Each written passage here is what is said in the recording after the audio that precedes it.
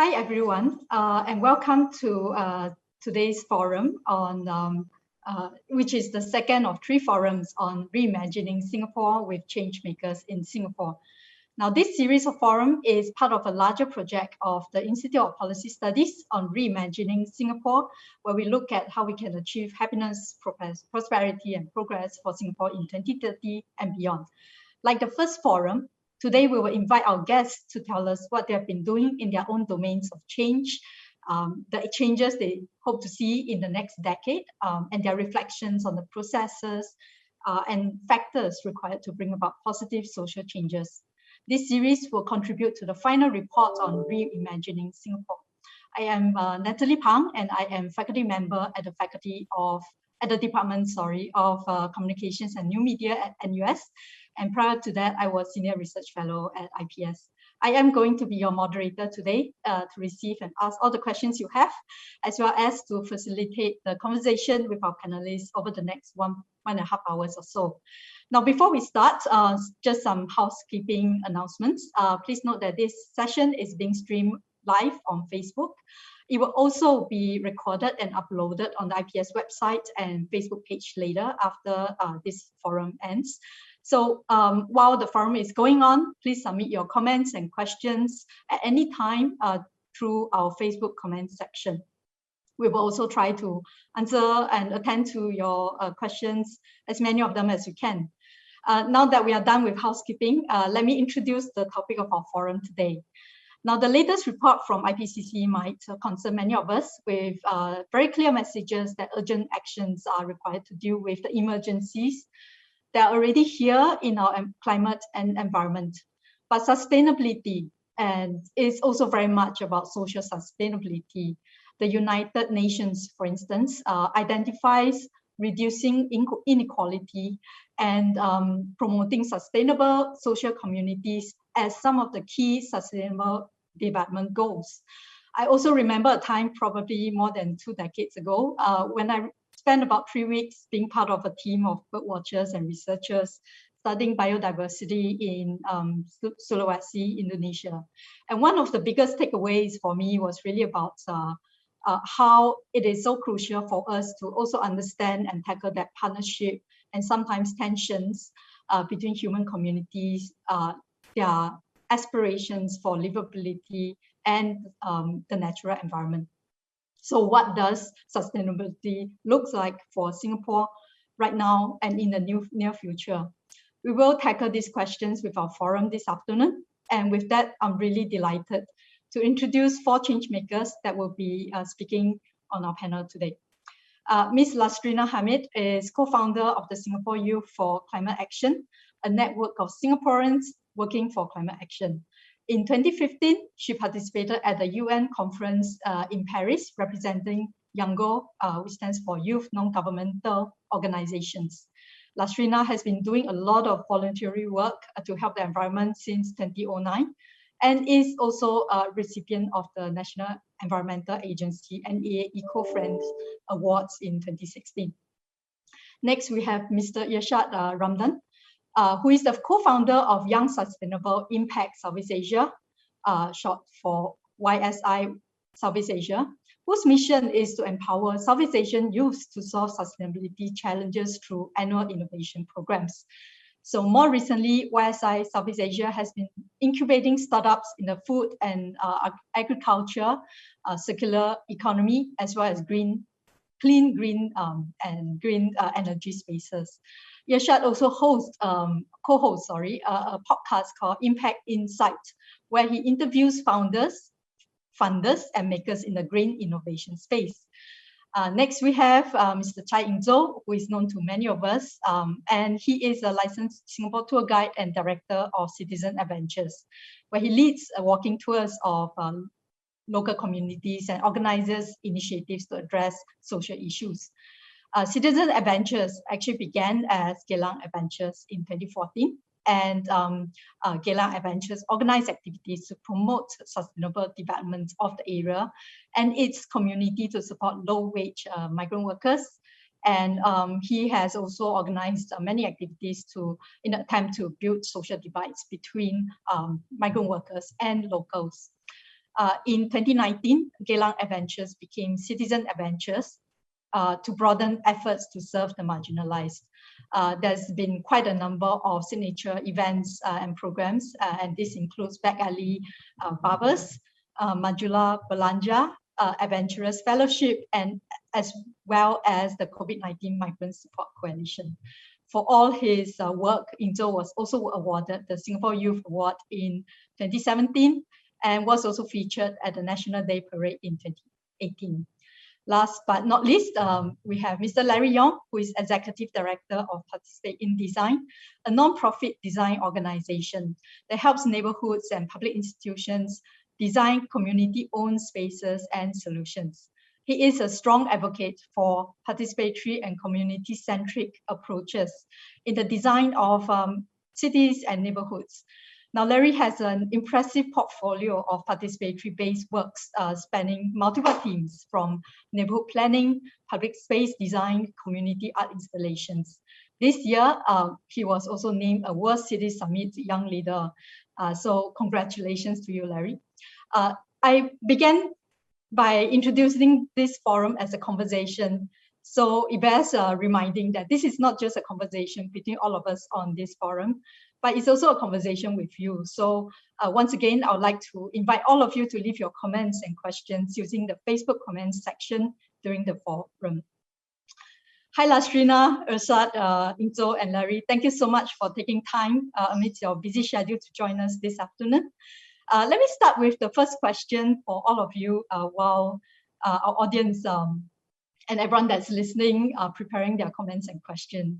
Now, my first question is really to invite you to tell us about the most significant changes that have taken place in your area of work or activism over the past years. And what kinds of roles that you or your organization play in that. We're trying to understand what change making entails. Maybe we can start with Lastrina. Now, Lastrina, you've been involved in the climate action scene for some time now, and also took part in the UN Paris Conference on Climate Change. What are the changes you've observed, and how did you play a part in them? Thank you, Natalie. So maybe first and foremost, thank you, IPS and Natalie, for having me in this session. I'm grateful to be part of this panel of people talking about change making in Singapore and sharing my perspective on sustainability and livability. So perhaps to give some background context for my response to that question, allow me to briefly share what Singapore Youth for Climate Action is. So SYCA was co-founded in 2015 by a group of friends just before the climate conference in Paris. And over the years, we focused on building climate awareness and engaging youths through talks, workshops, and various community outreach events. So to respond to your questions, Natalie, I'd like to bring us all onto a common page first, giving a macro view of things before I move into the micro perspective. So it doesn't matter what your prior knowledge about climate change is. What I want to highlight in today's session really is that, there is no doubt we are experiencing a climate crisis. Like what Natalie mentioned in the opening statement earlier, and I'm not sure how many people have seen the news about the latest IPCC report, which is the Intergovernmental Panel on Climate Change released last week. I'll share some links in the FB comment session later, but for now, I'll just like to take some headline statements to share with you what's happening, right, in terms of the global climate crisis.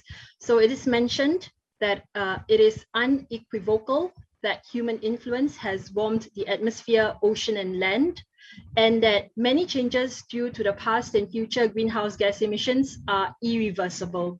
So I just wanted to highlight that there is this major emphasis on what's happening globally and a reminder that the world needs to tackle this urgently and at scale. So tying this back to this question, like what's happening with the climate crisis and then what's happening locally, with last year, the government submitting our enhanced documents as part of our commitments to the international treaties, This year, with Singapore Parliament declaring climate change as a global emergency. This year also with the Singapore government announcing Singapore Green Plan 2030, which is a whole of nation movement to advance Singapore's national agenda on sustainable development. The way I see it, there are definitely changes in terms of how much emphasis is being made about the climate crisis and its impacts on Singapore. And also, additionally, with all these news and social discourse online about the climate crisis, there's also this change in expectations, I feel. There's this heightened expectations of what people want, what they want the governments and businesses to do to reduce emissions more. And with that, it has changed the way SYCA as a ground-up initiative wants to do things. So previously I mentioned we focus on building awareness. Obviously, with all these things happening, this is not enough. And the question of how might we create tangible outcomes and impacts is something we are currently exploring in our restructuring efforts. And to address, the last part of your question, this idea of change making, where we take actions to transform society, to me, it's very fluid.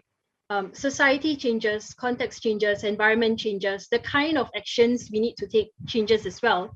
So to me, there's no right or wrong response to change making as long as it is for the betterment of society. And as much as I want to have a good outcome, which I think is a very Singapore-centric kind of default mode to have, I'd also want to have a good process going about this. And I see stakeholder engagement as a necessary mechanism to allow us to achieve this better Singapore vision.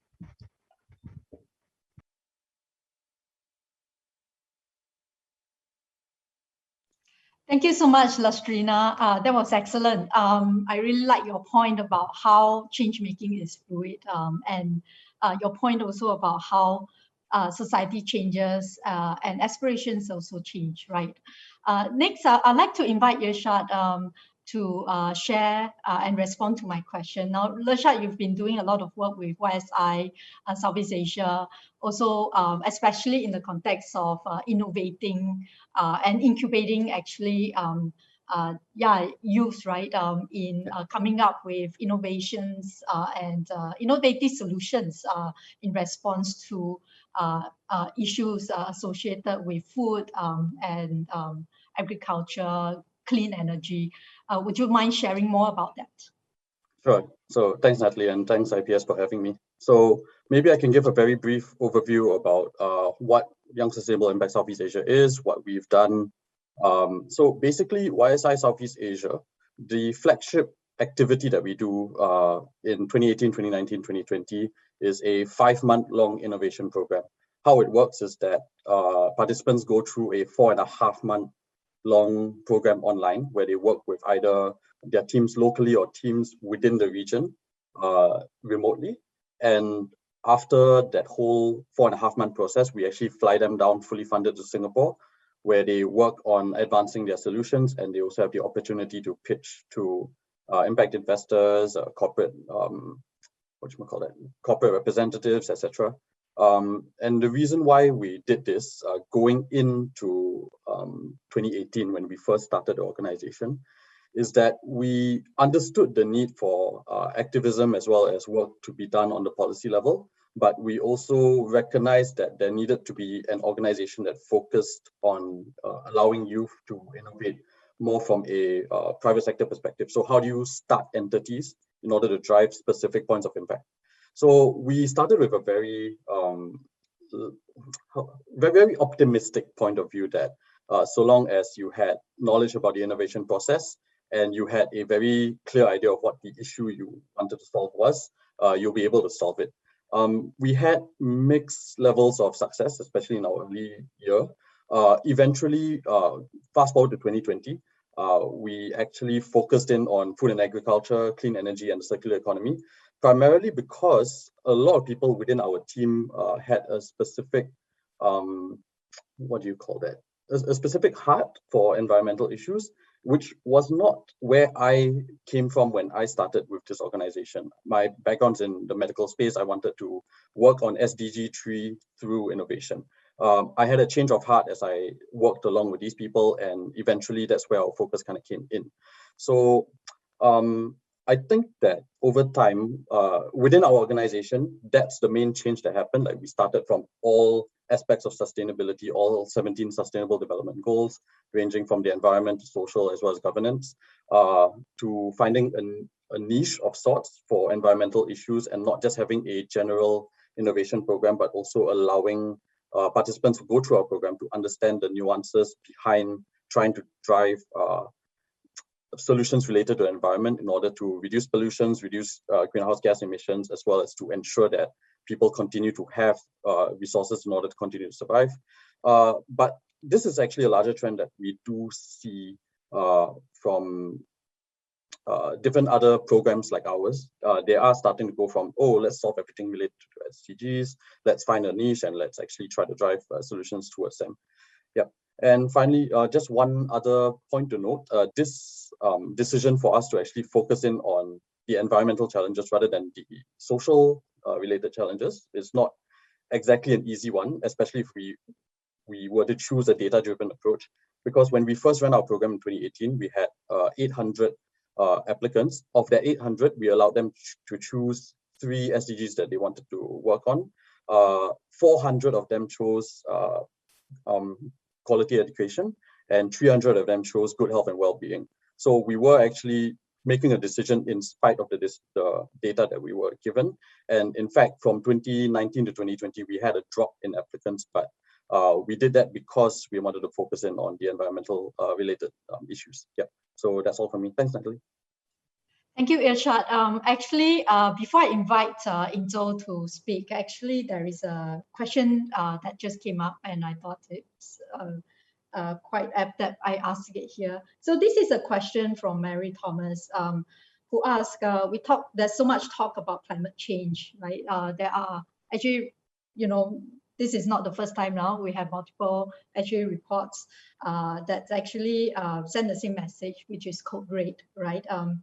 But there's so much talk, but governments still actually are probably, I guess, talking about economic development and wealth, right?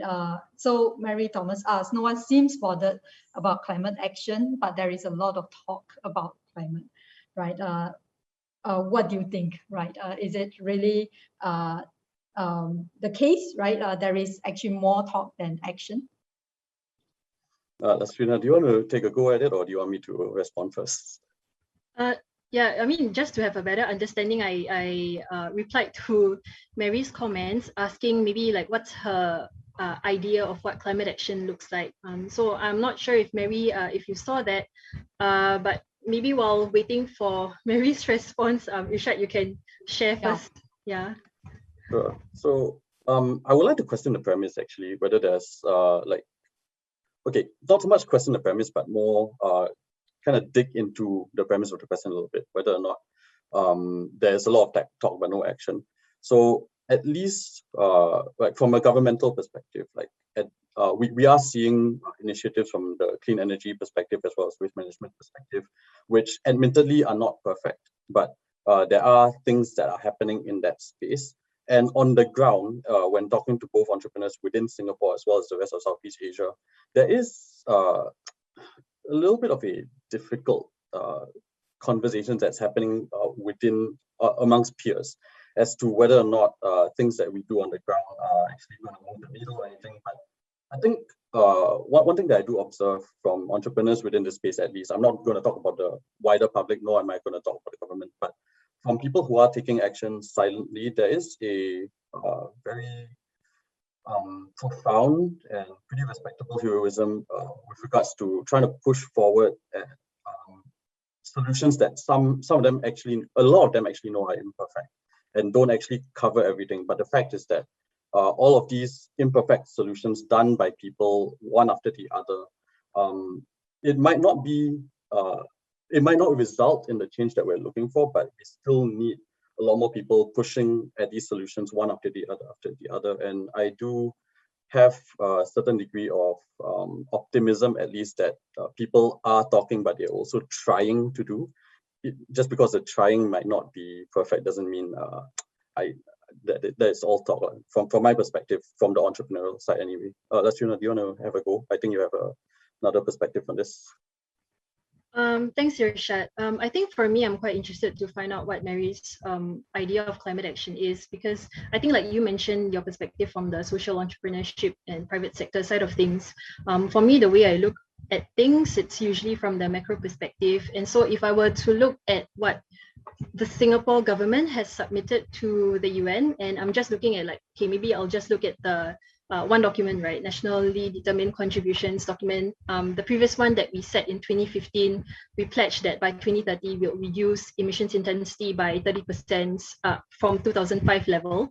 And subsequently, what we submitted last year was like an enhanced version where we say that, okay, you know, like we aim to halve by 2030 and then peak by 2050 and achieve zero emissions. So if I'm just looking at that macro perspective and I see that there is efforts to enhance our national strategies, to me that is an effort by itself to take climate action. And so then when I look at the individual actions that's been happening in terms of like climate mitigation and climate adaptation, I think definitely more things are happening now.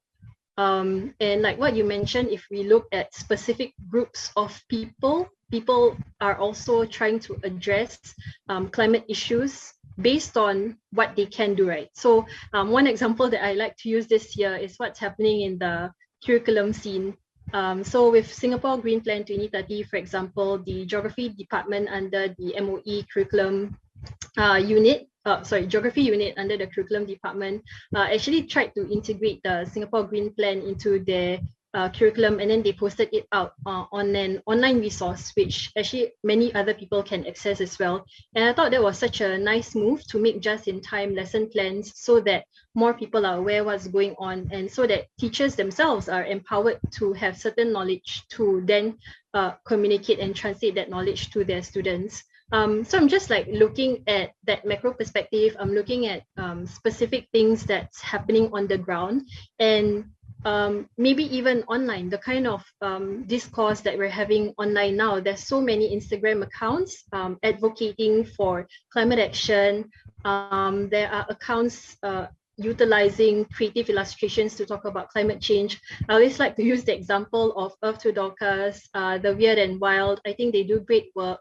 And in fact, I think 2 days ago, the Weird and Wild had an online IG live with Dr. Winston Chow, who's one of the contributors for IPCC report. So if I'm just looking at it from that perspective, there's also that individual action that people are taking to highlight these news to more people, right? So yeah, I'm just coming from that perspective where I see there's so many things happening that I think it would be unfair to say we are not taking action. Maybe governments or like any entities are not taking action based on the kinds of expectations we, the individual, have. But I think if you look at it from that overall perspective, things are definitely gaining momentum. Thank you, Lastrina and Irshad. I think you both highlighted really important points, right? Irshad, you pointed out like the role of actually innovation, and Lastrina, I think thank you so much for all these examples, right? I think what you also articulated is how there is an aspiration and there are actually multiple examples of things happening, right? On different fronts. Next, actually, I would like to turn to Intel. I've been a big fan of Intel's work, especially in terms of bridging divides, and also inspiring many of us to rethink how we think about what is our community and how we think about people in our community in a much more inclusive way, right? So Intel, can I invite you to share, right, and respond to my very first question, which is, changes you've seen and, what kind of work you've been doing in response to that. Sure. Thanks, Nestle, and thanks so much, IPS, for having me. I'm going to keep my introduction really short and sweet because I love the questions that are coming in and also the discourse that we are having on the panel with just Lastrina and Irshad. lined up for their climate section. So I'm going to offer another perspective to the context of sustainability and a bit more context as to how I got into this space. So I used to study tourism, and I was in Murdoch University when I first got exposed to this word called sustainability, and it was used in the context of development. And for many of us in the tourism sector, it was also used in a very thrown all around kind of fashion. A lot of the sustainable initiatives could be also appear to be tokenistic or greenwashing. But I think at the root of what we studied was the meaning of also sustainable development. And what stuck for me is the definition of stewarding existing resources and also for future generations after us. And that got me thinking about my own neighborhood that I live in, which is Geylang, and that gave birth to Geylang Adventures in 2013. So the main premise of the tours that we conduct today, not just in Geylang, but 3 other tours that we do, the main premise is really about looking at these communities, looking at these environments as social ecosystems. And I think in true sustainability fashion, when you look at existing resources, it's not just about the environmental resources that we have to steward, but then it's also the social and economic resources that our generation, our leaders, and us as individuals, whether it's in our workplace or at home, have to steward as well. And I think that was the premise that got me thinking deeper about how I could use the medium of tours to present that to people who join me on my tours. And today, Geylang is known for its negative stereotype, and many people go to enjoy the good food there. But for me, it's really a place that is alive, deeply personal to me, and also because of the close interactions that I've had with my neighbors that enabled me to have these perspectives and worldview. And therefore, today it's my agenda to share with more Singaporeans about the lives of one group that's predominantly seen in every part of Singapore, but not really heard or represented, which is the low-wage migrant workers amongst us. And that started from the community in Geylang. Today, we see also how the pandemic has affected this population. So the main premise of sustainability in terms of social and labor and workforce is really how do we steward this generation of workers that we are so dependent on. And many Singaporeans think that these workers need the jobs that they have in Singapore, when actually it's also 2 ways, it's interdependent.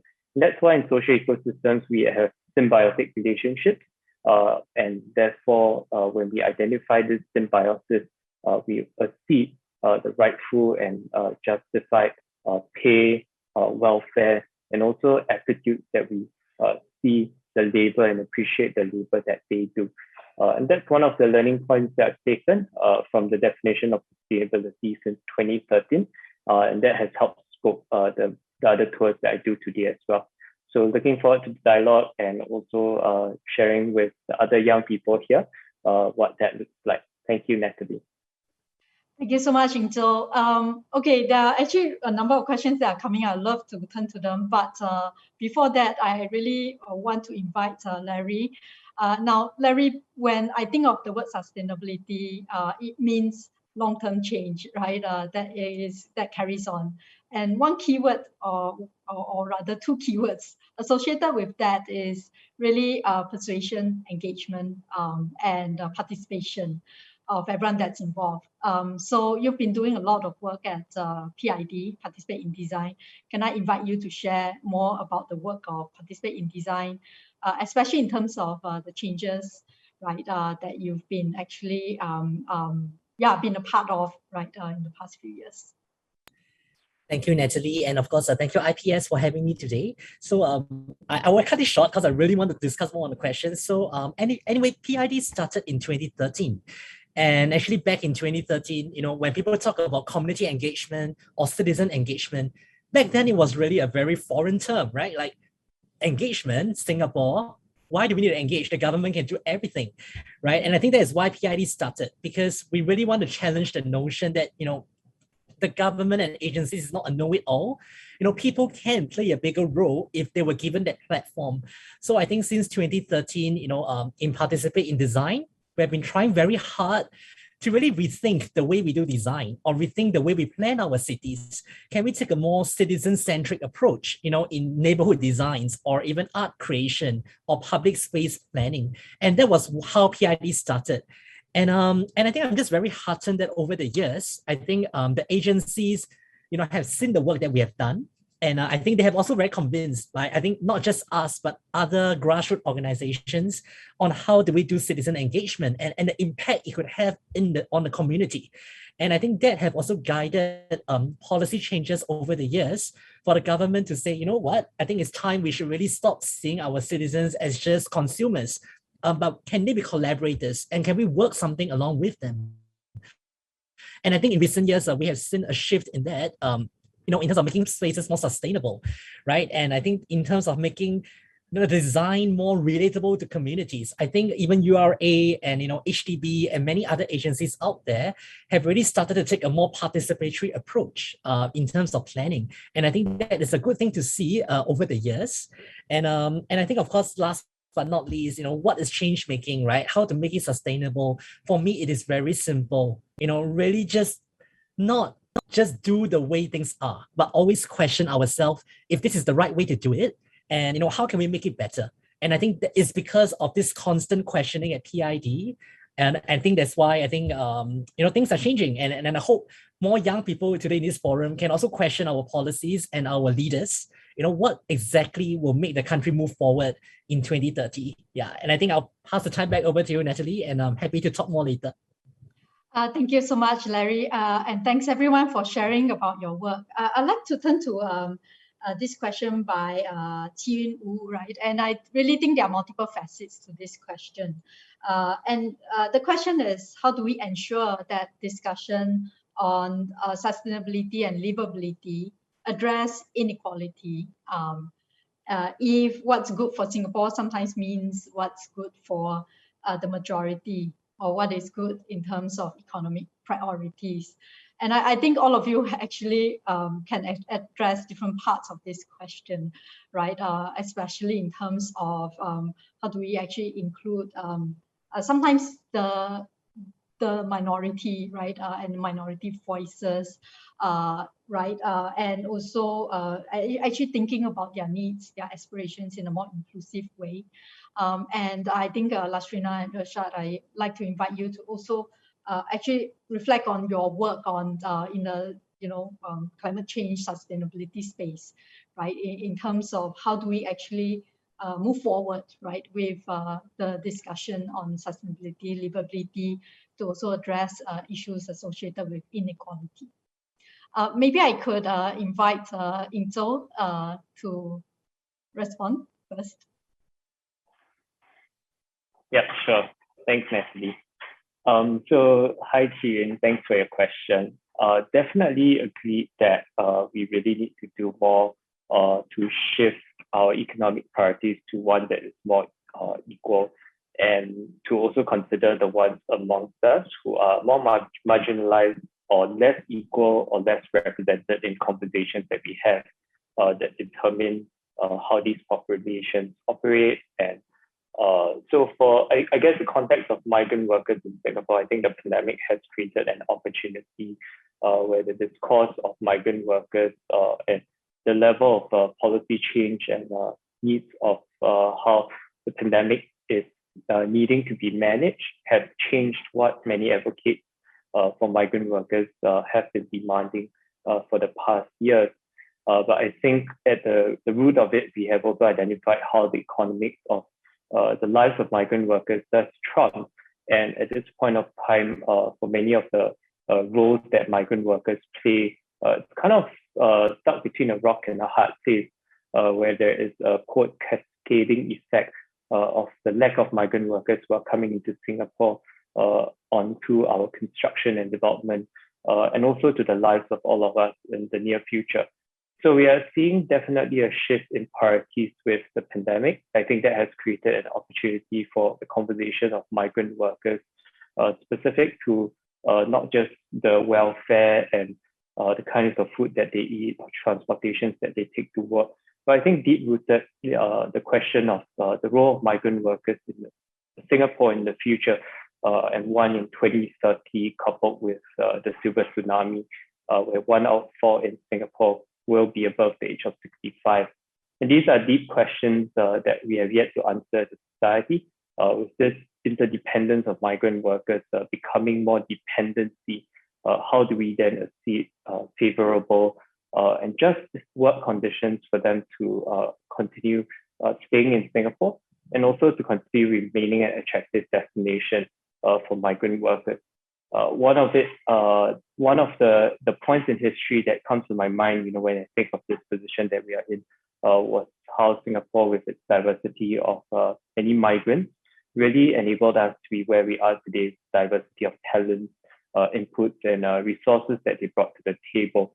And I think in times of scarcity, many of the migrants were able to organize clans and associations, even building the first hospitals and schools in Singapore. And I think that's also something that we lack: the lack of organic community-led planning, the lack of ability to self-organize, and also to contribute in effective and meaningful ways. I think that's something that the migrant workers community has a lot to contribute, but yet to have find such platforms to do so. So that's really what I think the balancing of this equation of inequality could look like, and how in Singapore a rebalancing and reorienting of economic priorities could also happen in that way.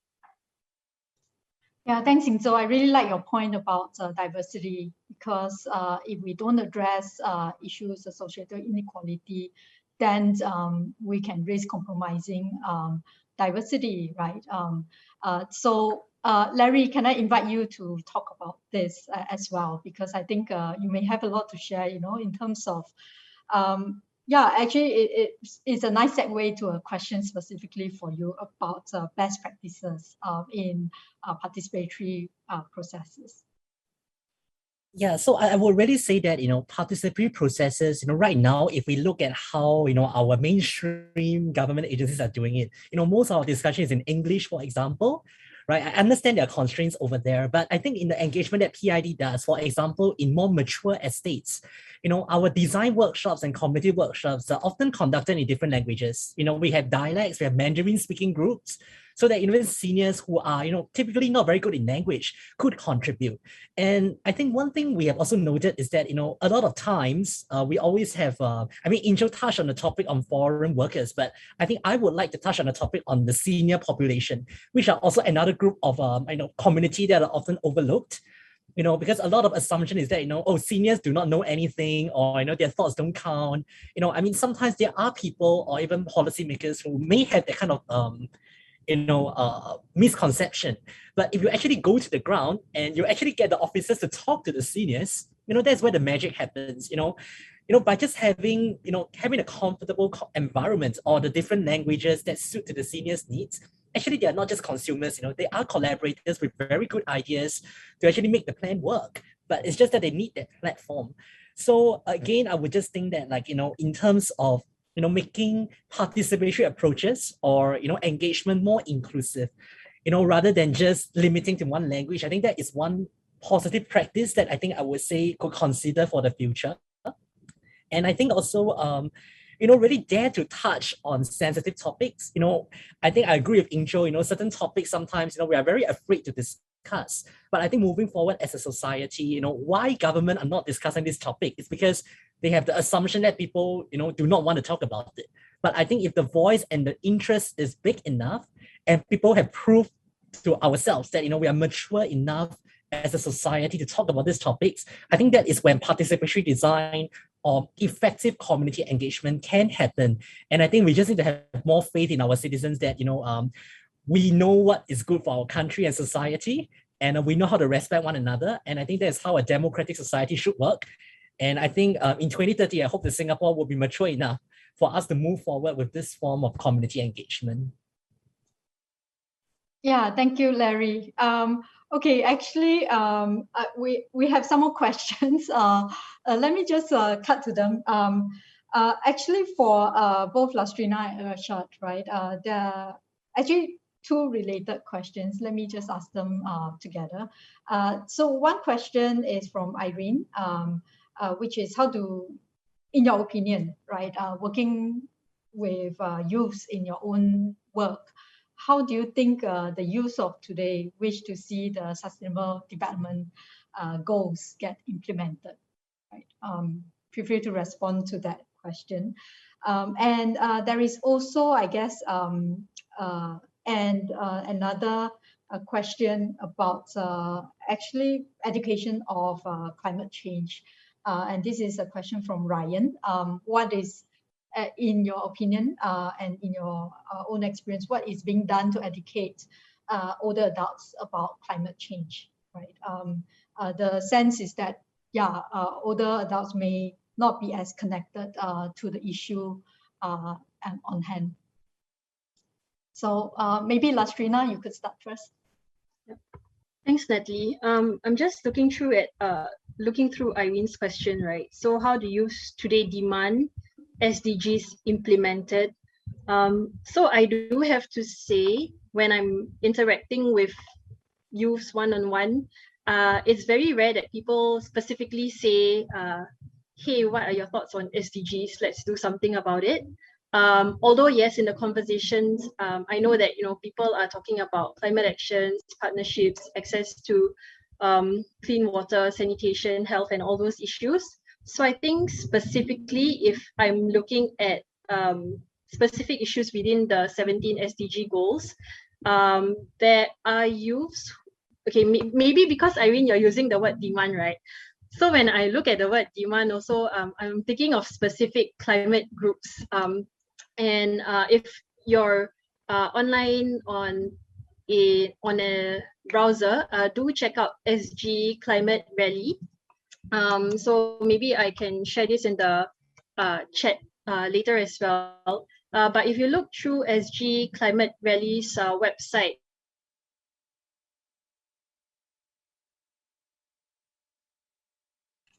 okay, I think Lastrina seemed to have be frozen on our screen.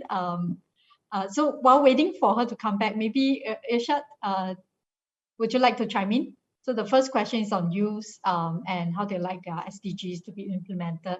The second question is about the elderly, the older adults, and their sustainable practices. Sure. So maybe I'll start with the youth question and later on go to the adult question. And maybe if there's a bit of time, I would like to touch on the previous question as well, which is the whole thing about inequality, but only if I have time. So for youth, right, I think there's a difference between how to put in very broad strokes, like the millennial generation versus the Gen Z generation kind of deals with climate-related issues, at least from what I've experienced. So for people within the millennial generation, or maybe slightly younger, generally the tendency is to have some level of hope and a little bit of anger, and to the point where since they are in a position where they have the resources, they have some level of knowledge, we see a lot of them actually try to do something about it, either through a company or through raising awareness, doing their own different initiatives, at least within the space that I reside in. Amongst the Gen Z, the picture is a little bit sadder, if I were to just kind of be blunt. It kind of moved through the stages of grief somewhat, where it's gone from anger to a certain level of either acceptance or hopelessness. And that's something that is quite alarming. And I kind of feel that the entire question of youth demanding SDGs be implemented is not really the way it is right now. Like, it is come to the point where they're just waiting to see what's going to happen. And that's kind of heartbreaking, to be honest with you. And on the flip side, when looking at the older adults, is the question really about education, or is the question about whether or not they have the will to do what needs to be done, especially those that are in business leadership positions as well as other positions? They didn't get there because they didn't know their stuff.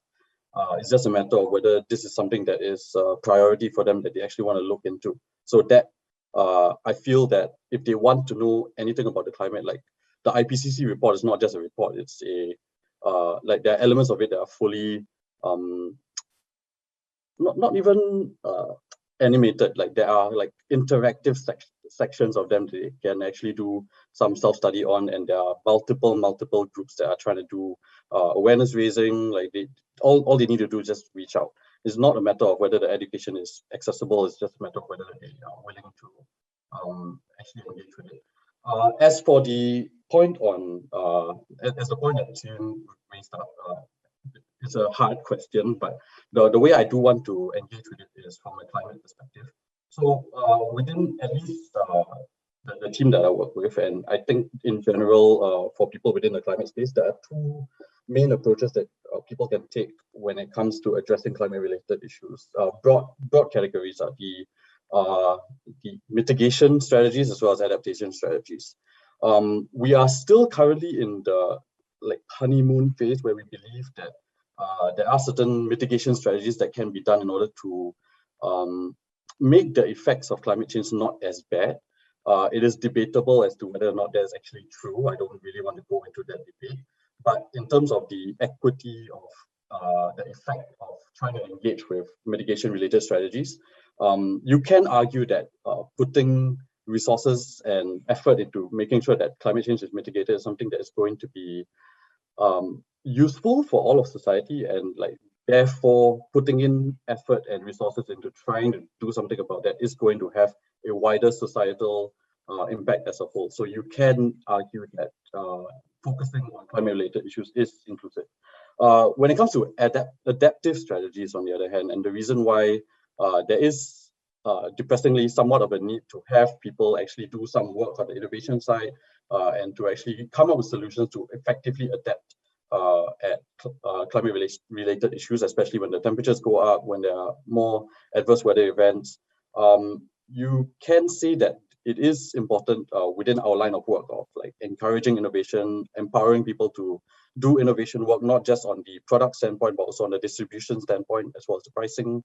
It is important that these innovations are made. It is important that these innovations are able to be provided to people who actually need them, beyond those that have some level of refuge against the climate-related issues that will manifest over time. And that's why I would argue that in addition to talking about people that are going to be excluded from conversations, making sure that they are included in conversations, it is also important from the role of the entrepreneur that not only they make sure that products are in existence, but also to make sure that they can be distributed to people who need them at a price or at a price that they can afford, or in a manner where people can actually access them as well. So just wanted to touch on that too. Thank you so much, Irshad. Yeah, Lasrina, you're back. So I think you got dropped out just now. Can I invite you to maybe finish your thoughts? Yeah, thanks, Natalie. So earlier I was trying to address Irene's question, and I think for me I saw two different parts to her question. So one is on SDG itself, and then the other thing is in terms of the word that Irene highlighted, right, which is more of a demand.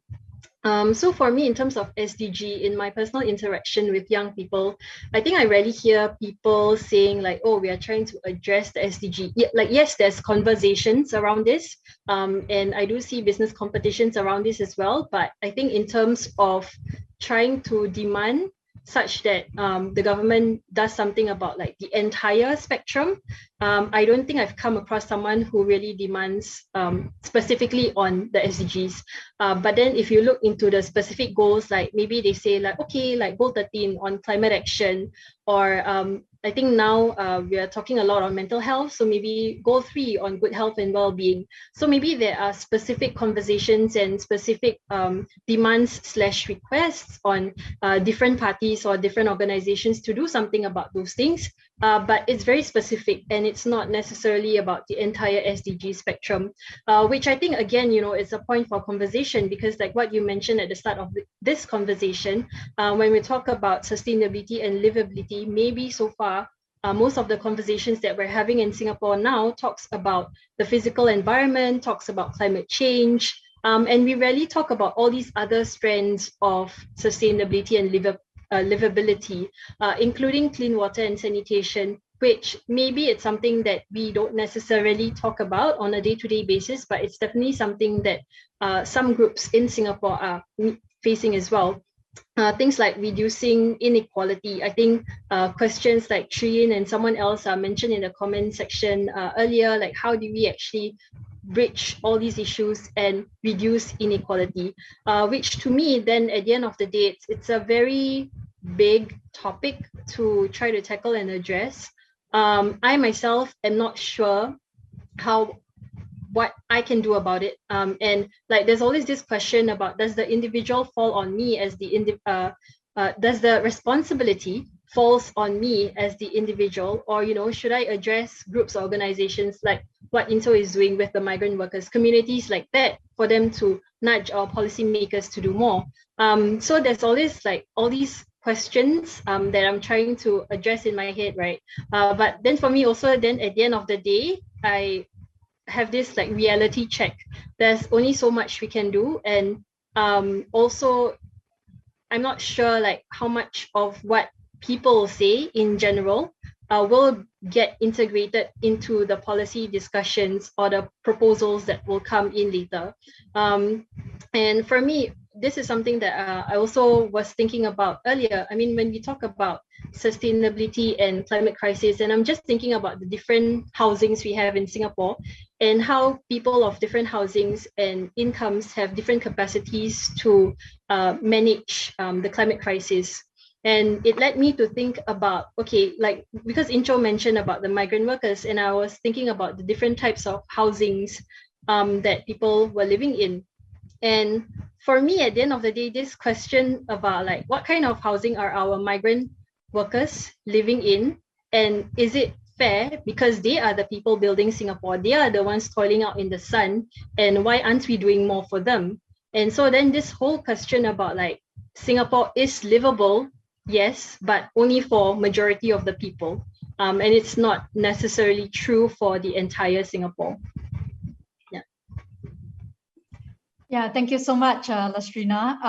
Actually, on the topic of migrant workers, and in fact, we've been talking also about the elderly and sustainable practices. I'm enjoying the little chat right in the comment section on Facebook, where actually quite a number of them, those who are listening, also pointed out that actually many of our older adults, right, has actually, in fact, very sustainable practices. I think this also leads me to a point I'd like to invite Inzo and Larry to comment on, right? Because there's sometimes, I think, certain impressions, certain, I think, heuristics, right, that we use to think about either actually, in fact, older adults. And I know, Inzo, you've been actually, in the past, you've done quite a lot of work in Dakota Crescent with the older residents who live in Dakota who had to move, right? And I know, Larry, you've also actually had quite a number of projects involving actually sustainable practices, actually involving both younger and older adults. Maybe can I invite both of you to reflect on this point as well? Yeah. Larry, is it okay if I go first? Yes, please, Incho, go ahead. Thank you. Yeah, thanks, Nestle. So I have been involved in some elderly work, and I think what it reminded me a lot, and the motivation of going into Dakota Crescent back then, was actually because my grandmother lived in that neighborhood. And I saw firsthand of how the neighborhood, as a geographical space, although it wasn't very big, but it was extremely important for her because it was where her established social roots and networks was at. And that also gave rise to the activism that we did in Dakota Crescent, eventually also petitioning for conservation of the block, but not before we led tours that were co-guided by the elderly residents living there to tell their own story about what life in Dakota Crescent was like. And I think what was interesting about that was how many other Singaporeans, whether young or old, also found it relatable to the stories that they were hearing. Eventually, it was partially successful. Our conservation report led to 6 out of 15 lots that were conserved in Dakota Crescent. But it was actually in the relocation process of the elderly who were living in rental flat conditions when the relocation and resettlement happened. I think what we found interesting was once again the representation and the agency of choice. And that is also, again, a theme that we've talked about in sustainability, and whether the marginalized communities or the people on the ground are represented or are at the table when decisions are made concerning their lives. And in Dakota Crescent, it was also seeing firsthand how the practical needs of moving from point A to B were considered, but the social needs of this relocation and how life would be like in point B, where they settled down in, could also have a huge effect on their well-being, and how, sometimes these are unquantifiable costs. And, if we define the cost of an elderly social capital in the neighborhood and the number of friends they would have, how would we measure that? And that also gives me thought about how the SDGs are a good framework for understanding some of these metrics, and they are a good way and tools of measuring what we prioritize as important, and sometimes find hard to measure in the context of elderly or even migrant workers in Singapore. And I think what the SDG really helps scope is the language and the terms that we use to define these causes or issues that we care about, and also the comparative analysis that it offers to other countries, where we can also find solutions or strategies that they have done similarly in managing these populations. So it's definitely not a one-size-fits-all, but hopefully this is a new paradigm as to how we approach these issues, and how, regardless of whether it's elderly or migrant workers or many other issues in Singapore that we have, the question of representation at the end of the day is also still important. Over to you, Larry. Thanks, intro. I think you did a very good summary, and I think covers all the points I wanted to say. So I think I'll just add on and not repeat those points.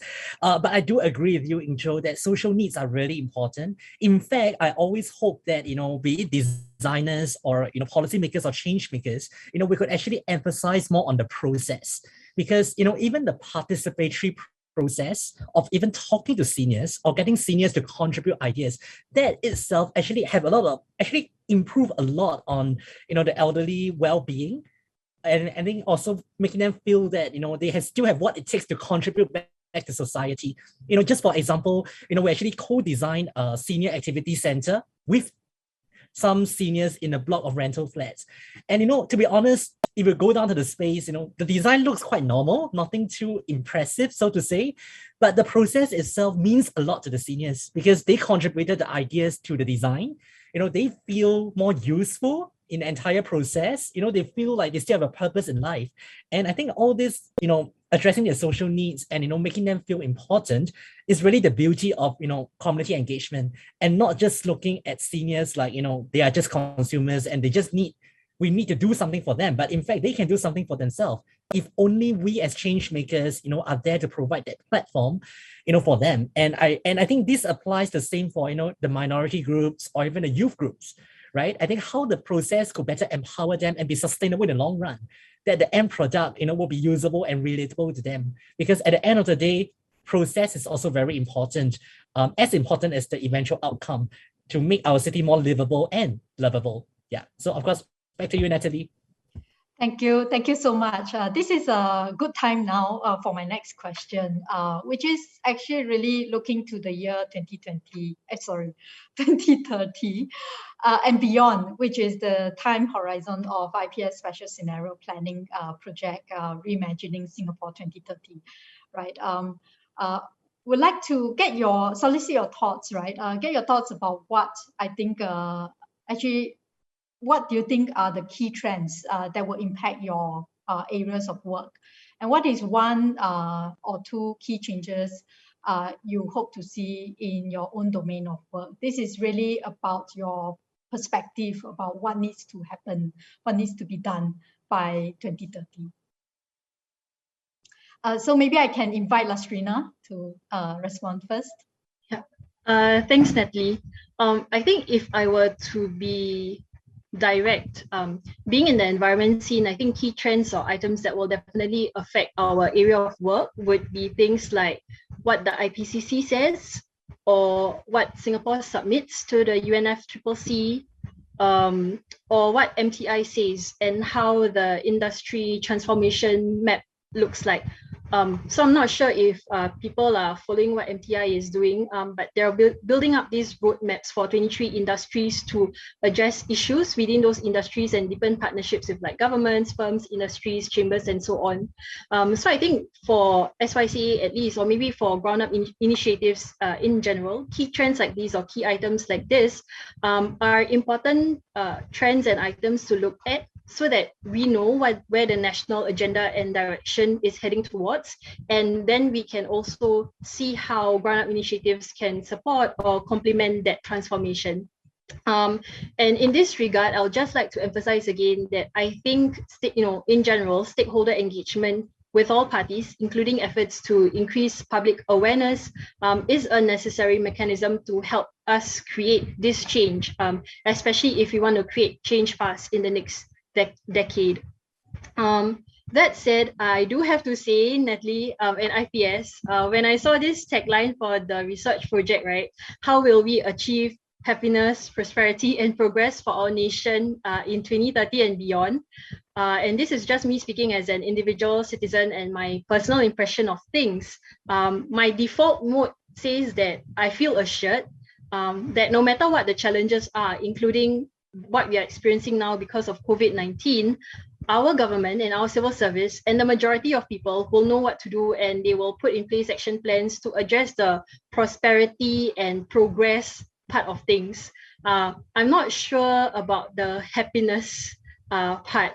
And so given this perspective, I think the key trends or items such as class or cultural divide or polarization in general is also something that ground-up initiatives need to take into account when we're doing our work. So for example, something that I mentioned earlier is that, when we talk about climate crisis, I'm thinking about how people living in different housings and different incomes have different capacities to deal with the weather. I'm thinking about studies that has shown that there's relationships between hot weather and violent behaviors and how that may become pervasive in the future. I'm thinking about the various types of housings that our migrant workers are living in, be it like your purpose-built dorms or your construction temporary quarters. And for me, again, this idea of what can I as an environmentalist or what can I as an individual citizen do to better the lives of all these other people is something that I'm still trying to reconcile, right? And so that question becomes like, how do I reconcile this feeling of how Singapore is going to achieve happiness? How am I going to achieve happiness? And how do I not lose hope over the climate crisis? For me, it's very hard to reimagine Singapore 2030 if I don't look at this entire spectrum and see like really who are the people who are going to be affected by all these changes. Thanks, Lastrina. Irshad, what about you? What do you think needs to happen in the next decade? I think Lastrina really covered a lot of the points very succinctly and very directly. I think the only thing that I would add to that is like moving away from like the larger targets that need to be hit, how the ground ups are going to be addressing them.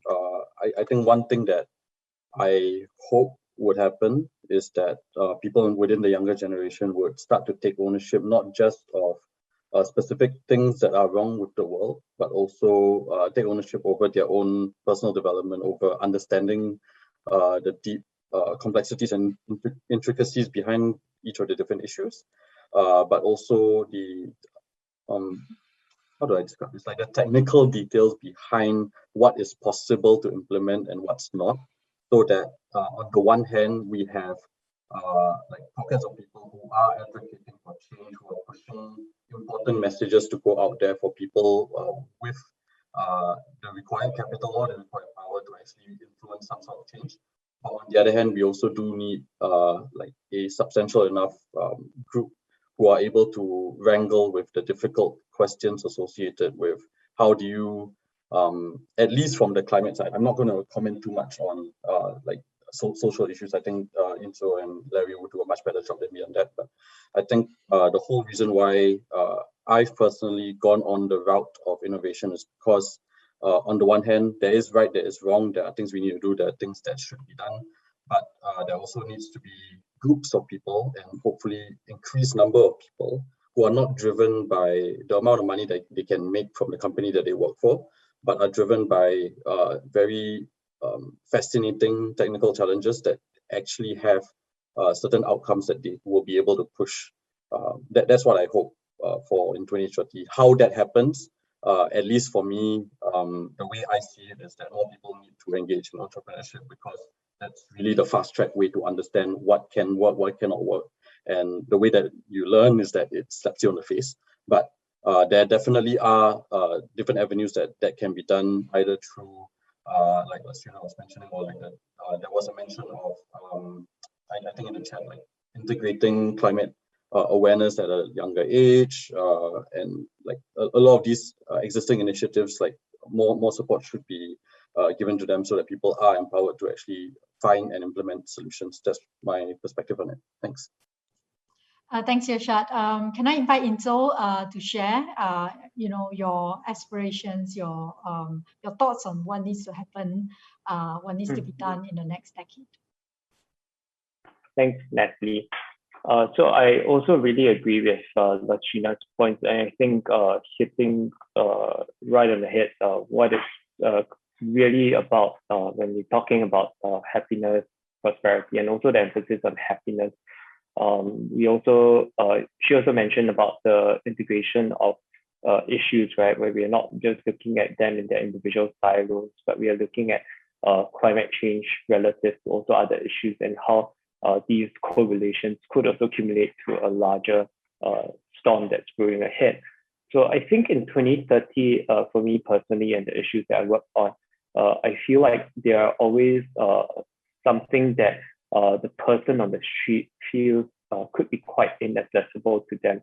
And for me, I do tours for a living, and I hear time and time again about people who have come on the tours and are surprised about what they have learned, or they are surprised that the interconnectivity that I mentioned could be drawn in these manners, and that at the end of the day, we are all part of the problem as well as also the part of the solution. And I think this is an important dimension to consider, as much as we champion causes, as much as we advocate to people outside or as an organization. But one really important thing is also how that starts at home.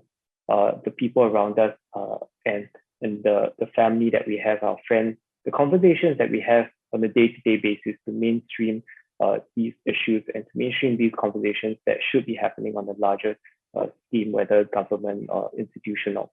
And I think what Lassina also mentioned about the ITMs, right, the industry transformation map, they do chart a very good pathway of what the sectors will look like in 2030. Of course, notwithstanding how the pandemic has affected and shifted some of these ITM targets, but I think the root questions that we have in some of the solutions and how we have approached it, for example, the approach of using technology to replace productivity and the justification of how, in 2030, that will reduce the amount of manpower that we require. We have seen from the pandemic how the shortfall of migrant workers currently and the cascading effect that it has on the projects and developments will not just end at construction, but it will actually cascade to many other sectors that it is intertwined and connected with. So I think it's also a call for this conversation about the redefining the targets in 2030, and also kind of looking at the concepts of, whether as much as we can prioritize economic growth, is it time to look at perhaps a concept like degrowth, where we reprioritize our assets and resources to develop social and environmental capital rather than economic growth. And that's really important conversations where platforms like this have, and I can see that happening in the comments discussion as well. And I'm really happy to be in this panel of sustainability, not just in the climate context, but really from the all of humankind and Singapore context. Yeah, thanks, Inzo. I really like also the points you raised about how it can begin with a conversation, right? Can I, on this point, invite Larry to reflect on that question about, what needs to happen in 2030? Yeah, and I think I totally agree with I think Injo's speech really hit a lot of me. I think perhaps because I think we do very similar things. So I really agree, that social capital needs to be emphasized in 2030, right? It's no longer just about economic prosperity or development, but I think it's time as a developed nation we should start looking to that. And I think moving forward, I think we really need more platform to actually talk about hard truth. Because the fact is that you may not want to talk about inequality or racial issues or environmental issues or avoid the problem, but the world is getting more and more complex. We have more of this kind of platform online in social media that talk about it, right? So not talking about it is not going to be the way forward in 2030. And I really feel that we need more platforms for different people from different sectors, different stakeholders to come together, understanding one another viewpoints, and then co-create solutions. And I think that is the way forward, really for policies to work. And for that to change and for that to happen, I think government leaders and institutions really need to walk the talk, and I think really change the attitude and really start looking at citizens as valuable assets that are able to contribute positively and I think productively, right, to this entire process about sustainability and livability. Only with this change of mindset, then I think all these changes are possible. But I'm pretty confident, I think the government is moving towards this direction. And I think we just need to make sure that, we stay humble, not looking at engagement and community engagement as just lip service or for show thing, or tokenism engagement, but really start looking and, looking at policies with a more human aspect to it, rather than just, economic aspect and lens to all these policies that's going to roll out in the future. But I'm pretty positive, with change makers like, Lasrina, Ishrad, and Injo, and, many others out there, I think this is definitely going to work. And I'm really positive for 2030. Thank you, Larry. Actually, it's quite amazing that all of you actually, I think in your own sharing and reflections, are kind of speaking to something that Lasrina so eloquently put across, that while we are somewhat confident about our sort of ability to tackle the prosperity and the progress, right? What is happiness all about and how do we get there is something that is a bit less clear. And that brings me to one of the questions that came up, right, in the comments from Christopher. So Christopher asked, right, because, and he says that we can more readily measure prosperity and progress, but it's so much harder to measure happiness. So the question is, what will contribute to Singaporeans' happiness? In your opinion, right, what kind of factors, what kind of things, right, will contribute to Singapore's happiness based on your own area of work? And I think this also, brings me to one question I'd like to just ask at the same time. You guys actually really shared so much about all the work you've been doing, right? But surely there may be actually people who may have resisted the changes you were trying to bring about, the changes you actually wanted to make. How do you actually handle these problems that came up, these challenges, right, that came up? Maybe I can invite Larry to go first. Wow, okay, I'm going first this time. Okay, right, sure. Anyway, so I think maybe I'll address the last question first, right, about people resisting change. I think it is very common. I mean, it's inbuilt in our nature, right? Humans, if things are working well, why change, right? I think human beings are naturally resistant to change. But for me, working in a nonprofit, sometimes I always tell myself, I may not be able to make everybody in the world or everybody in the country change their mentality, but as long as you have one person who is willing to try something and be crazy with you and change it, I think you have succeeded, even though it's a very small change. And I think this kind of things don't happen overnight, right? So I would really want to kind of appeal to change makers out there or people who are trying to make a change, do not give up. Really do not feel disheartened, be thick skin, right? If things don't change, it's fine. We walk the talk, we try again, and even if we can make 1% change, that's really a win, right? And I think that for me is an attitude that kept me going. Even though sometimes people may not agree with a process, but yeah, it's okay. We can try something else and try until we get to a common consensus, right? And what was the other question again? Sorry, Natalie, I didn't get the other question regarding from Christopher, right? Yes, in your opinion, what contributes to Singaporeans' sense of happiness? Wow, I think that is actually a very broad question. I think probably need an entire 2 years research, I think, to answer that question. Because just to share, I think we at PID we have been actually working on a project to understand what makes people love Singapore and what do people love about Singapore. And I think in that study, I think there's a lot of interesting things that we found out as well, which I think we'll be sharing shortly. So do keep a lookout for that. It's under the Design Singapore Council study on livability. I think you guys, I can provide a link later for you guys to take a look. But what exactly, I think, but from the study, a snippet of what I found out at least is that I think to make people happy, I think people will need to feel loved, right? I mean, you need to feel loved by the government. You need to feel heard, about your comments on what this city is about. You need to be able to make a change in a place that you love. And I think to me, that is the basics of being happy and, to be able to feel like you're part of a home, you're part of a planning process, right? And not just taken as an economic tool or a figure in the government statistics. So I think for me, that is what happiness is about for Singaporeans, at least from my limited knowledge of what I do in PID. But of course, I'm happy to hear what the rest think. So I think I'll pass the time over to Incho and see what he has to say about it. We seem to be moving in a certain order. Thanks, Larry. So I think on your point on happiness, definitely looking forward to the results of your study. For me personally, I feel like what's really key to happiness is really how we get there, and the kind of priorities that we have in our lives, and the kind of and that's also informed a lot by the jobs that we are in. And in terms of the labor and work that we do, are we appreciated? Do we find it meaningful and purposeful? And that's what I'm really thankful for for my work. But I can't say the same for the rest of my peers. Perhaps we might be in less meaningful or fruitful jobs. But I think all work is work, and we really have to appreciate how for happiness to happen, sometimes it's also being one and being joyful and being able to have that joy in your workplace. And I think that's perhaps what might be compromised. Not all of us might be able to find a job that we love or like.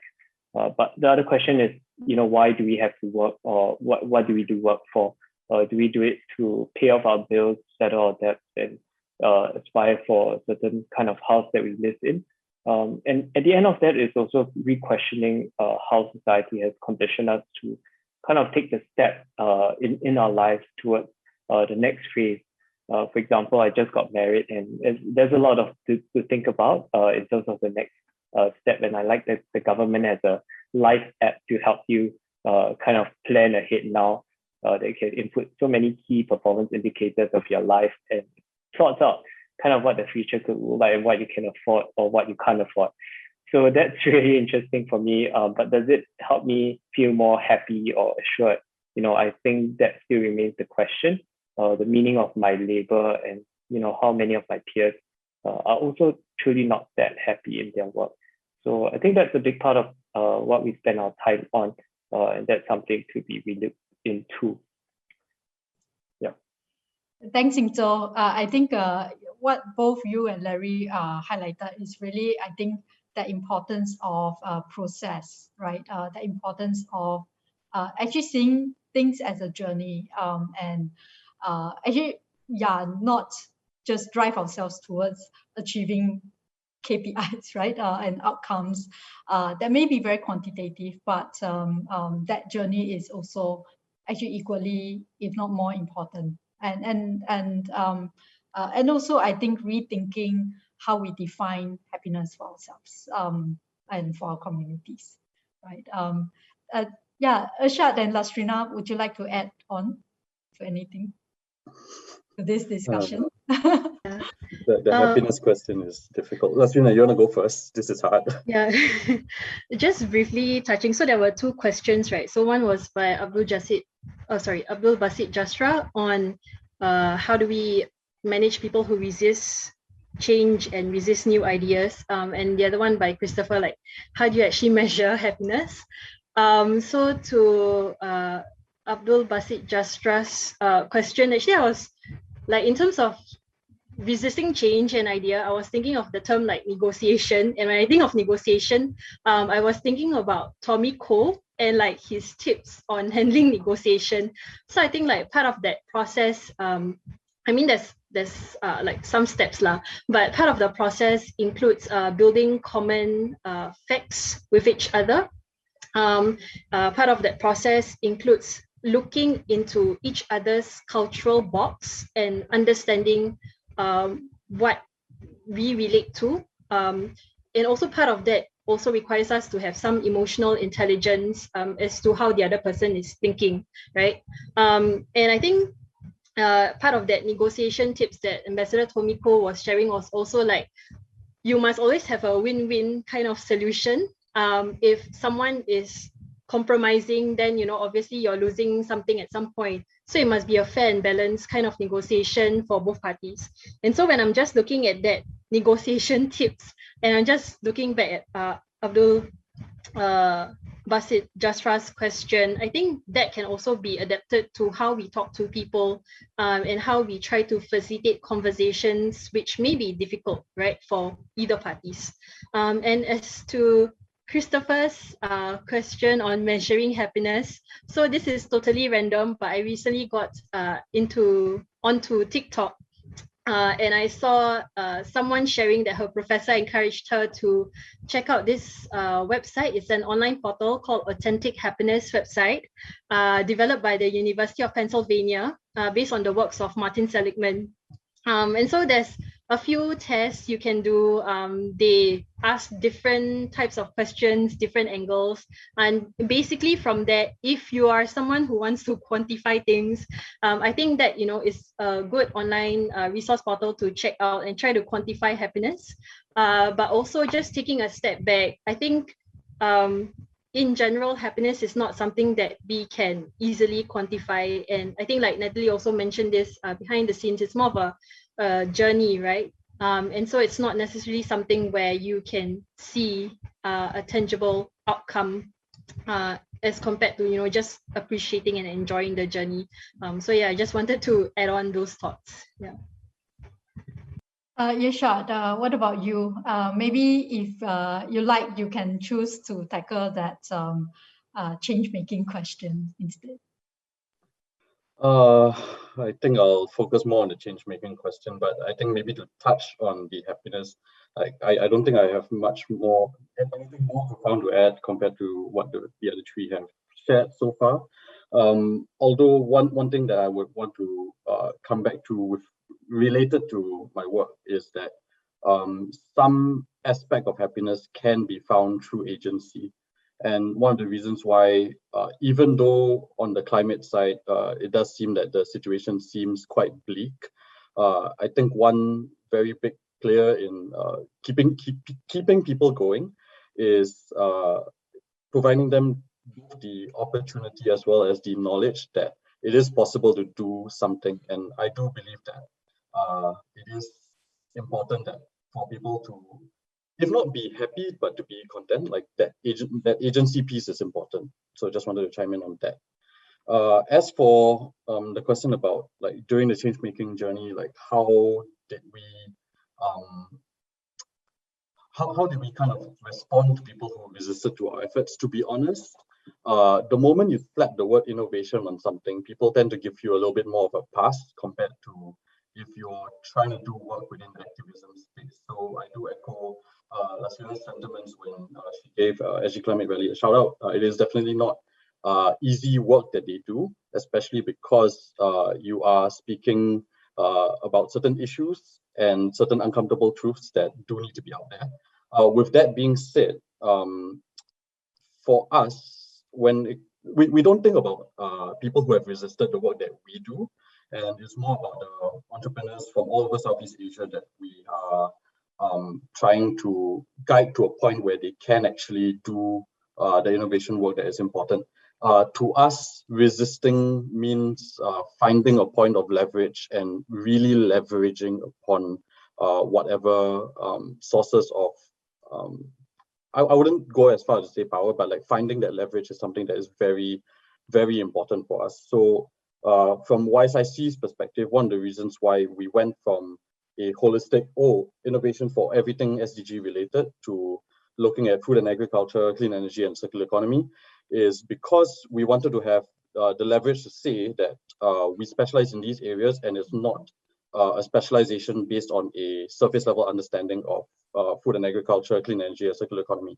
And when we cascade this down to the entrepreneurs that go through our program, for us, it's very important that number one, they know exactly the problem that they're trying to solve, the stakeholders that they're trying to work with, and to a large degree, how are things going to be distributed and how are they going to both create value, but also have a plan to actually capture that value. So all of them kind of coming together is what we believe would give people that are trying to do something that is meaningful, that is impactful, some level of leverage in order to resist. And that's very, very important to me. Yep. So actually, under the same context of talking about what needs to happen by 2030, right? There is a question from Eugene, and he asks, what space is there in the SDG to raise the question of waste of every form, every level, actually looking to 2030? I guess the question is about how do we tackle this problem about waste? And I guess we can think about different types of waste here, especially in the context of Singapore as well as the region. Yasha? That's a big question. All right, so maybe to kind of give a short, perhaps not particularly informed answer, the way that I take a look at waste is, on the one hand, how do you manage it? And on the other hand, how do you utilize materials or like byproducts of the waste in order to do something that might be valuable with it, or at the very least try to ensure that negative externalities do not actually result from the waste actually being in a landfill or being burnt and releasing like toxic or greenhouse gases. So one of the reasons why from YSIC's perspective, when we look at the circular economy and food and agriculture, as well as clean energy, and it's also worth mentioning that a lot of people from my team have gone on to another entity called Interseed, where we empower entrepreneurs from all over Southeast Asia, not through a program, but through a platform. The reason why we take a look at these three areas is because when it comes to tackling waste, you want to think about, number one, whether or not whatever solution that you're trying to do is contributing to greenhouse gas emissions in any way. Number two, are you actually contributing to pollution in any way, whether it's microplastics, whether it's toxic pollution in the air that doesn't necessarily have an effect on climate, but it does have an effect on human health. And number three, are you able to continue providing the resources that are required to people? So instead of asking like, what are the things that can be done about the waste problem, I would encourage people who are interested in waste to, number one, look at specific material-specific items that are currently being wasted. Look at, from a life cycle analysis point of view, like what is happening to them, what's happening to every step. And number three, look at the system and think about ways that they can be improved. I would go as far as to say that in Singapore, it is a little bit challenging, particularly because a lot of it is centralized. As an individual actor, it is going to be a little bit more difficult to do something about it. Not impossible, but it's a little bit more challenging. And this is where I kind of want to also plug the rest of the region, because Singapore doesn't exist in isolation. Like there are problems that are going on all over. And this is where like a keen understanding of both the material perspective, from a social capital perspective, like understanding where the waste is coming from, why it's happening in the first place, like getting to know people that are engaging with it, both as people causing the problem as well as people that are trying to fix it. There are confirmed people trying to fix it already. And understanding that there are certain systems where you as an individual or a small entity can make an intervention, and there are some instances where you don't. I think that the whole waste management problem should not just be seen in terms of like, oh, how do we fix things in terms of Singapore right now. You got to look at it from a bigger perspective, and from there, when you find problems that you can actually take action upon, that's the point at which you go take action. So that's my perspective on it.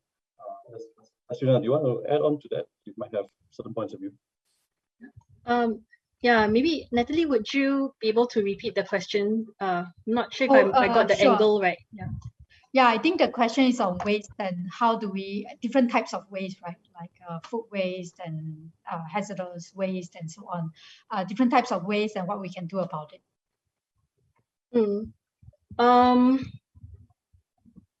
Yeah, this is not that it's hard for me to talk lah, but like I think in general, you know, in Singapore, when we look at things, we do have the zero waste master plan, which we introduced in 2019, looking at closing the 3 loops, right? The food, electrical, and electronic equipment, packaging, which includes plastics, right? So there's already a master plan. And then there's efforts by National Environment Agency to have public outreach efforts. I think earlier on we had one on food, and then subsequently we had one on disposables, like how to reduce excessive usage of plastics consumption. I think then this year we also had NEA launching a nationwide e-waste management system, I think last month in July. So at the national level, I feel like there's already a lot of things being done, and it's a matter of giving it some time for it to translate to the community so that people know what to do, where they can recycle, and just in general be part of this circular economy movement. That said, I think what I'm more interested in is less of the waste side of things, more on the consumption side of things, because I think in general, with a capitalist slash consumerist society that we are, our consumption is increasing, and consequently, you know, the waste will increase as well. And yes, people are trying to tackle the whole loop and try to minimize waste at source, but I also feel like at the end of the day, if we don't talk about consumption and how we are as a society, then, you know, all these other conversations about waste and whatnot, it will just be a secondary conversation. We're not really tackling the root of the problem, which is our consumption as a society. And I myself, I'm a part of this, right? I find Shopee so convenient. I'm on it quite regularly. And in my household, we regularly buy the 1.5 liter sweetened drink bottles. And you know, these are the little things that I do, and I consciously do, knowing that I will produce waste at the end of the day, but I still do it. And so it needs a bit of discipline as well on my end to monitor my own consumption and my own waste production, right? And so when I look at that from that perspective, and I try to imagine like, okay, if this is how other people are thinking and this is how they're behaving, then the amount of waste in the long run will still be producing waste. And so from that individual perspective, I think there's a lot of things that people can do. And it starts with what's happening at home. And I'm guilty of this. I still haven't corrected my own behavior. But definitely things like, if you really need to buy something, do you really need to take that plastic bag? Things like online shopping, which is very convenient nowadays. Delivery, like online food delivery. These are maybe daily habits or daily actions that we may not be so aware of, that we don't question, that does have its effects in the long run. And it's something that I feel people can do to try to minimize their waste production. Yeah, thank you, Lastrina. Actually, this is your point about consumerism. In fact, as you were speaking, it reminds me of the earlier conversation we had about happiness, because definitely for many of us, consumerism is a way of living our lives. And there's a larger question to be asked about how we can rethink that. I'm aware of the time, about 1.5 hours has lapsed. We have about 15 minutes or slightly less than 15 minutes to go. So my final question for all of you is to ask you to zoom out, right? And think about what kinds of, factors or things that needs to happen to bring about actually impactful, positive social change, right? Not just in your own domain of work and activism, but also in the context of Singapore. Now, I think this, converges quite nicely to one of the questions posed earlier on what kinds of culture of dialogue and discourse that needs to happen, right, to address the issue of not just environmental sustainability, but also social sustainability. I will go in the order that we started with. So maybe I can invite Lastrina to unmute, and share. Yeah. Thanks, Natalie. So this question as to what processes we need to have to create that change. And I'm just recalling some of the points that I see Satya, Basit, Christopher has mentioned. Larry also talked about platforms to talk about hard truths. And so maybe as a closure for my end, I just wanted to share 2 works that I came across this year. And I was just thinking about it, like IPS is an academic platform, right? So maybe need to share something academic. So one piece of work that I really liked was this piece by Belisha Teo. She's a PhD student at NYU, and she wrote this piece which was published on Academia SG. And it was titled "Science-Based Does Not Mean Value Neutral, Making the Case for Broader Public Participation in Climate Governance." I can share the link in the comment section later, but and it's a long piece, right? It's on Academia SG. But what I wanted to highlight, maybe to sort of summarize this thing, is what she wrote as her ending paragraph, is that she said science can, at the very best, tells us the consequence of our actions and inactions, but choosing what to do is shaped by value systems, including what we take to be moral and just. So I'm just recalling all these conversations we had that's happening in the climate scene, the social entrepreneurship, migrant scene, in the space making scene. And I'm just thinking about the negotiations and compromise that different parties have to experience. And maybe what we need more of is these conversations around our values, right? And not so much about the goals and expectations and the outcome. So that is the first piece of work that I wanted to share. The second one is the research project by Common Purpose. So Common Purpose, it's a UK headquartered not-for-profit organization, and they have various programs. The one that I really like is this initiative called Conversations with Purpose. And in their report, they make this distinction between outcome-driven conversation, which tends to be oriented towards resolution, and the purpose-driven conversation, which is less affected by the immediate outcome and more for the bigger purpose, right? And so people talk about, like what Larry mentioned, the hard truths like social justice, personal rights, environment, culture.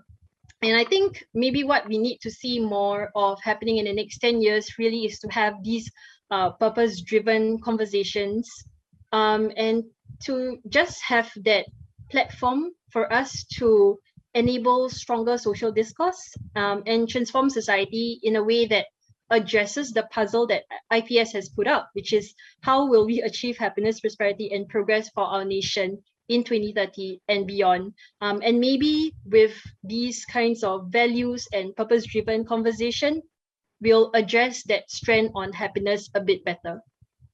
Yeah. Thank you, Lastrina. Irshad? Sure. Okay, I'll make it brief because to be very frank, like I'm not entirely sure what specific factors are required in order to bring impactful social change. What I will say is that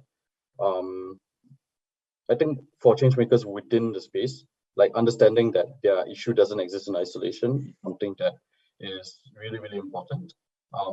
So for example, if they are trying to address certain environmental issues, I do feel that amongst the change makers that I have interacted with, like there isn't really a case where people think that, oh, my issue is the most important and like everything else doesn't matter. Thankfully, like it is the case that people do understand that there are other issues that matter. However, if there is one thing that I would hope for change makers to actually look at is to understand the effects of their actions when it comes to if they're trying to do social good, like are there other spillover effects that they should be taking note of? Or if people are trying to drive environmental change, is there something that they can do in order to ensure that the social cohesion or like social aspects are not being trampled on? And I think I'll give one example. Within our 2018 batch, we did have two solutions that kind of stick in my head. One of them is a solution related to integrating technology into irrigation processes in farms in Indonesia. And then the other was about trying to take in like crafts that indigenous people use in order to increase their economic viability as a village, because like they have a certain good that they're making, and these are things that can be, in their mind at least, like marked up to allow the social enterprise itself to make a profit, but also give some sort of some resources and payback to the indigenous communities. And I think one of the things that I really admired both of these teams doing is that they actually went on and did the thing. And as a result, they got a first-hand understanding of the potential effects that their innovations had on the world. And I think as much as we shouldn't be using like farmers as well as like indigenous people as like a classroom of sorts, on the flip side, I do believe that it is important for people to actually engage with solutions rather than purely look at it from a very theoretical perspective. It is okay to make mistakes. It is, and I hope that as a society, like we continue to try to strike the balance between making mistakes but also not causing some sort of catastrophic effect. But I do err on the side of encouraging more young people to actually go out there beyond trying to strive for a career in the private sector, a career in policy, or writing things about how things can change. I do hope more people will actually go out and actually try to drive the change themselves. Thank you so much. I think you highlighted that value of partnership and working together, but also working with communities, not just to get things from them, but also actually to ensure some outcomes, right, and solutions that will impact them positively. So thank you so much, Arshad. Intel? Yeah, thanks. So I do really resonate with the points Arshad mentioned about the importance of education and also the potential career pathways that one can choose when we are young. I think the beauty of being young is in this time and age is that one can really consider career pathways that are very different from the generation before, and also many jobs have been carved up out of passion and purpose where these intersect. So impactful social change, I think to me, it looks like one that is really up to our imaginations on how we make it to be. And for example, the pandemic that has really provided this paradigm shift of how some of these issues previously, which existed in their own silos, today has been brought to the fore. And I think one key issue that we all really also need to look at is also the context of mental health and well-being, and how as individuals advocating for change, it could be a very painful and tiring work and uphill battle. But I think what's really encouraging is to see an ecosystem of people rising to the fore, whether in the silos of the issues that we work within, but also encouraging of collaborations and partnerships of sectors that may be outside of what we previously seen as part of the issue or not. And that really also comes to mind the importance of good leaders and how policies also be churned out from what people demand these leaders to also create and prioritize on. And I think that's where conversations like this, making it to the mainstream, can really help sieve out these issues. And for many of us who are here on the panel or even listening in our own small ways to really be a part of this change that isn't something that we can plan for really, but in the case of climate emergency, one that is sprung upon us. And the question is really whether we'll be prepared when that comes. And I'm always really heartened to be in the ecosystem of Singapore, appreciating the kind of networks and opportunities that we have, the exposure to issues that we can see and perceive from arm's length, but really the importance of immersing within the issue and to have a stake in it, and to also put our money where our mouth is when we say that we care for some of these causes. And yep, that's how I perceive impactful social change to be in the next 9 years to 2030. Thanks, Natalie. Thank you, Ingzhou. Last but definitely not least, Larry.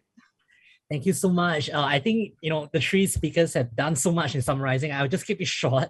I think for me, at least, I think in addressing social sustainability, I will really think that as a society and also for institutions, I think it's really about embracing diversity.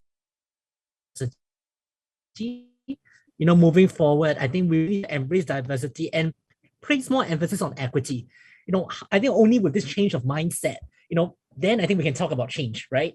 And I think it's also very important to empower our citizens and also to, I think, allow our agencies to, place more emphasis on citizen mental well-being and social well-being, in terms of en bloc, for example, and even other policies. I think that is the way to go in 2030.